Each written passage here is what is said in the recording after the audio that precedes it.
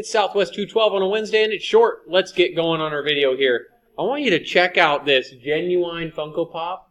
It's a Woody Funko Pop, and there's 4 different collectibles. This is just one of 4 of the original Disney ones. The only one that I don't have is the ham. I'm hoping someday that I'll get the ham, but this has never been opened. See, number 168 right there. Almost a square number. And this is the 20th anniversary Funko Pop, too. And you know it's a genuine Funko Pop because on the bottom it's got the Funko.com symbol and everything. This is not for ages 0 to 3. Since I'm above 3, yeah, I'm allowed to be playing with a Funko Pop. I qualify. It's also Disney Pixar made right here.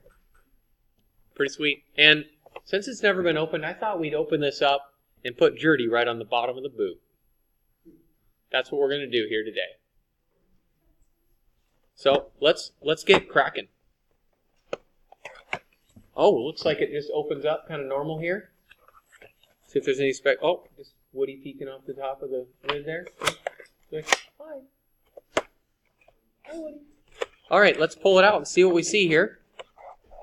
Oh, it comes right out. Look at how nice that is. We'll take him right out here. Doesn't even have Andy on the bottom. This couldn't be more perfect. This is, oh, yes. Let's pull out the Sharpie here. Genuine Sharpie, permanent marker, fine tip.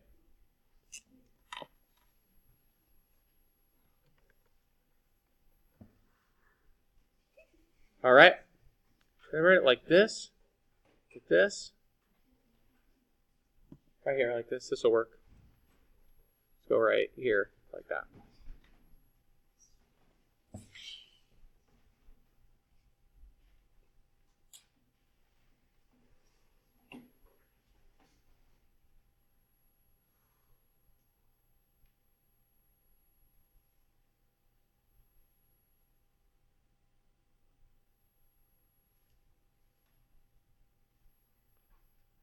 It's been inscribed. Blow that off. All right. Let's just check out Woody real quick, and then we'll get going on our video here. Not the most impressive Funko Pop, but, I mean, it's got Jerdy on the bottom now. He at least belongs to somebody. And this is going to be a genuine signed by Mr. Jerdy box, too, as we get this back in here. And then we're going to get rolling. We'll get him back in the box. All right, hang in there, Woody. And we're going to sign it right here with the Jerdy signature right here. If you don't know, my initials are JJ, and that makes the pi symbol, and that's why I even like teaching math even more. So we're going to do a little J, pi, right there. Now we've got it signed by Mr. Jerdy officially. All right, let's get to the math. Here we go. Zooming in on number 7. The volleyball team is buying t-shirts to sell for a fundraiser. The table below shows the total cost of the various number of t-shirts. Answer the following questions. All right, in a table, I'm going to find my slope first. I'm going to find what the top ones go by and what the bottom ones go by. It looks like it's going by plus 10 this whole way here. 10, 10, 10, 10, 10. Perfect. That's going to be the bottom of my slope. 10.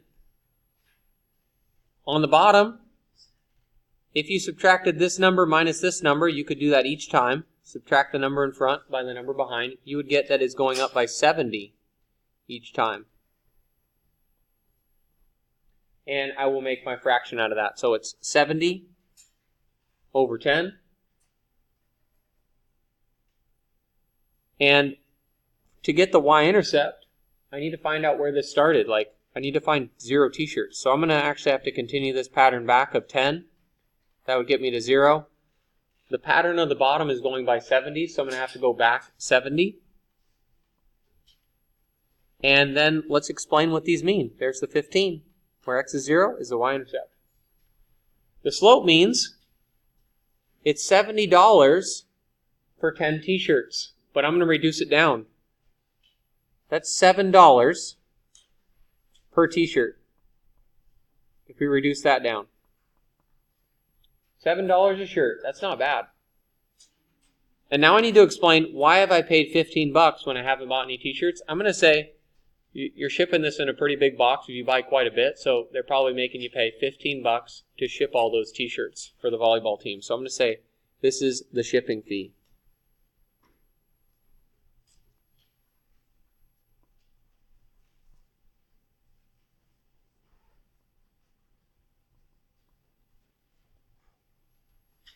I just realized why they call it shipping. Guys, because they used to put it on a ship. I just didn't realize that till now. You learn stuff every day. Okay, writing an equation. Slope and y-intercept. That is y equals 70 over 10. That's our slope. And then put x. You always put x next to slope. Plus where it started, 15. There's a snake in my boot.